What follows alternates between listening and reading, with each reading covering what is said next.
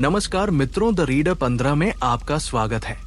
मैं आदित्य घोष एक बार फिर से हाजिर हूं आप सबको रहस्यमयी सफर पर ले जाने के लिए।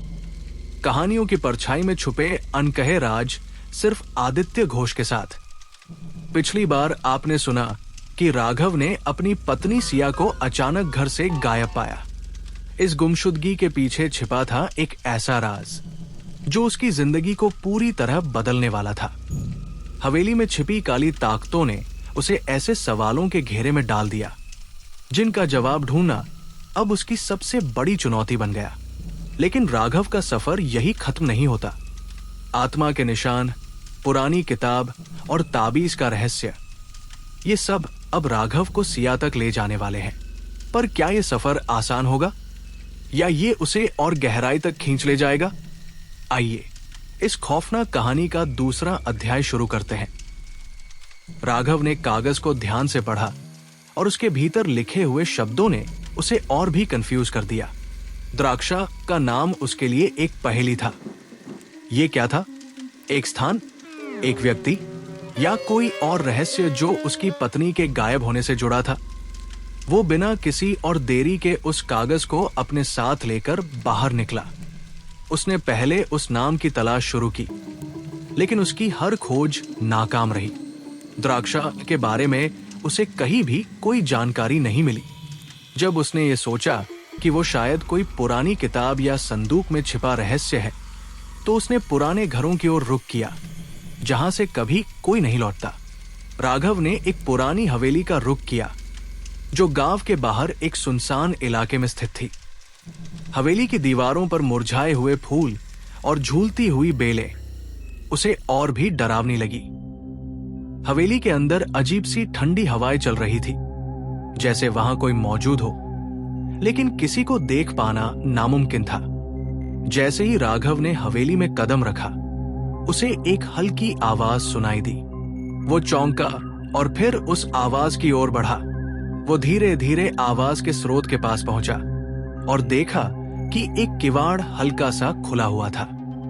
जैसे ही उसने किवाड़ खोला, उसे एक पुरानी सी किताब मिली। किताब का कवर किसी रहस्यमय प्रतीक से भरा था। वो किताब उसने खोली और जैसे ही उसके पन्ने पलटे, एक चौंकाने वाला सच सामने आया। द्राक्षा कोई जगह नहीं, बल्कि एक प्राचीन आत्मा का नाम था जो अपनी ताकत को बढ़ाने के लिए इंसानी शरीरों का शिकार करती थी। ये आत्मा सदियों से एक ही परिवार को टारगेट कर रही थी और राघव की पत्नी सिया उसी परिवार से जुड़ी थी। सिया, जो अब तक ये नहीं जानती थी कि वह इस आत्मा का शिकार बनने वाली है, पहले से ही इस प्राचीन ताकत द्वारा अपने काबू में थी। जैसे ही राघव ने ये जानने की कोशिश की कि सिया को कैसे बचाया जा सकता है, किताब के पन्नों ने एक और खौफनाक रहस्य खोला।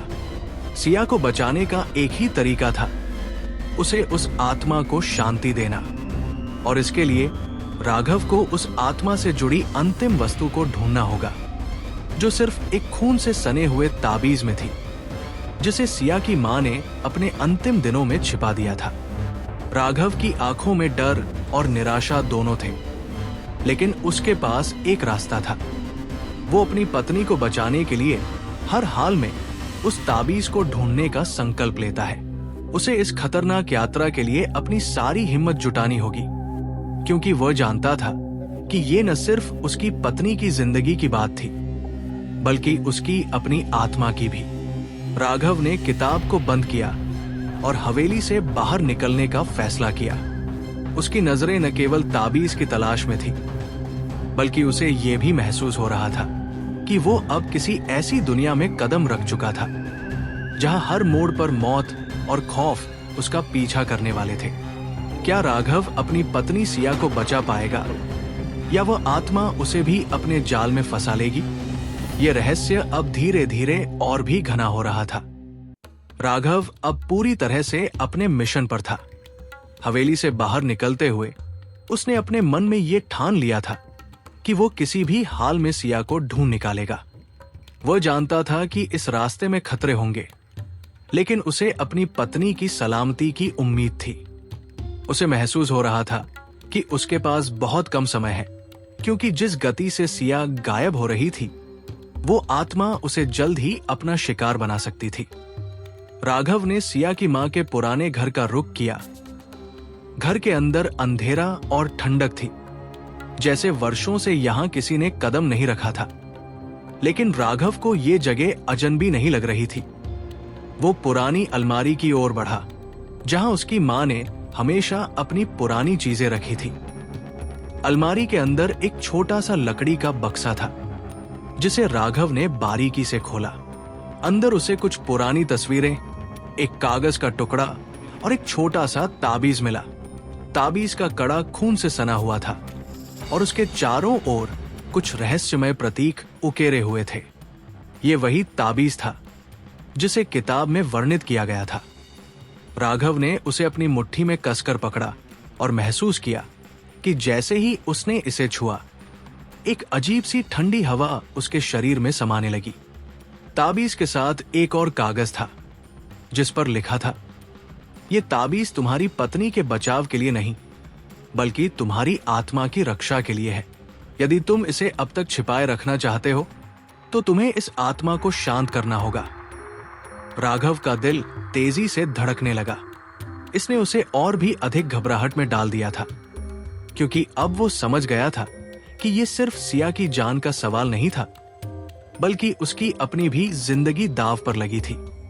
राघव ने ताबीज को लेकर हवेली की ओर रुख किया, जहां वो उस आत्मा के ठिकाने के बारे में सोच रहा था। जैसे जैसे वो हवेली के पास पहुंचा, उसे महसूस हुआ कि कुछ गलत हो रहा था। हवेली के भीतर से एक गहरी, डरावनी आवाज आ रही थी, जैसे किसी का चीखना जो धीरे धीरे तेज हो रही थी। वो अंधेरे में घुसा और जैसे ही उसने एक कमरे का दरवाजा खोला, उसके सामने सिया खड़ी थी। लेकिन वो अब पहले जैसी नहीं थी। उसकी आंखें पूरी तरह से काली हो चुकी थी और उसका चेहरा सख्त और रहस्यमय था।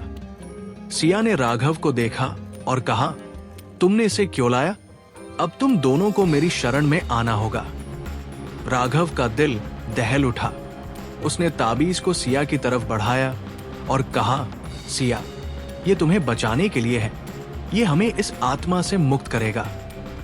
जैसे ही उसने ताबीज को सिया की तरफ बढ़ाया, एक जबरदस्त बिजली की लहर कमरे में फैल गई। कमरे में एक अजीब सी घबराहट आ गई और हवा में एक गहरी आवाज गूंजने लगी। तुम मेरे जाल में फंस गए हो। आत्मा ने राघव को चुनौती दी, लेकिन राघव ने हिम्मत नहीं हारी। उसने ताबीज को पूरे विश्वास के साथ सिया की ओर बढ़ाया और कहा, मैं तुम्हें बचाऊंगा सिया, मैं तुमसे कभी नहीं डरूंगा। ताबीज की चमक धीरे धीरे बढ़ने लगी और अचानक कमरे में एक जोरदार आवाज हुई, जैसे कोई विशाल शक्ति फट रही हो। राघव को महसूस हुआ कि उसके हाथ में ताबीज गर्म हो गया था और फिर सिया की आंखों में एक चौंकाने वाली हलचल हुई। वो कुछ क्षणों के लिए अपनी स्थिति में वापस आ गई और उसके चेहरे पर डर की छाया उभर आई। राघव, तुम मुझे बचा चुके हो। सिया की आवाज में अब पहले जैसी कोमलता थी। उसकी आंखों से आंसू छलक पड़े और वो राघव के गले लग गई। लेकिन तभी एक और आवाज आई, तुम इसे कैसे रोक सकते हो? मैं कभी नहीं जाऊंगी। हवेली की दीवारों से एक भयंकर गूंज उठी और कमरे की रोशनी मध्यम हो गई। आत्मा का रौद्र रूप अब और भी डरावना हो चुका था।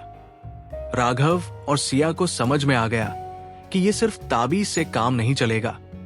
उन्हें इस आत्मा को पूरी तरह से नष्ट करना होगा।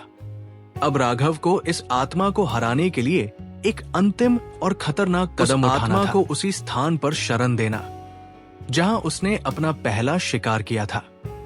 ये एक कठिन और खतरनाक यात्रा थी, लेकिन राघव ने फैसला किया कि वो अपनी पत्नी को और अपनी आत्मा को बचाने के लिए ये कदम उठाएगा।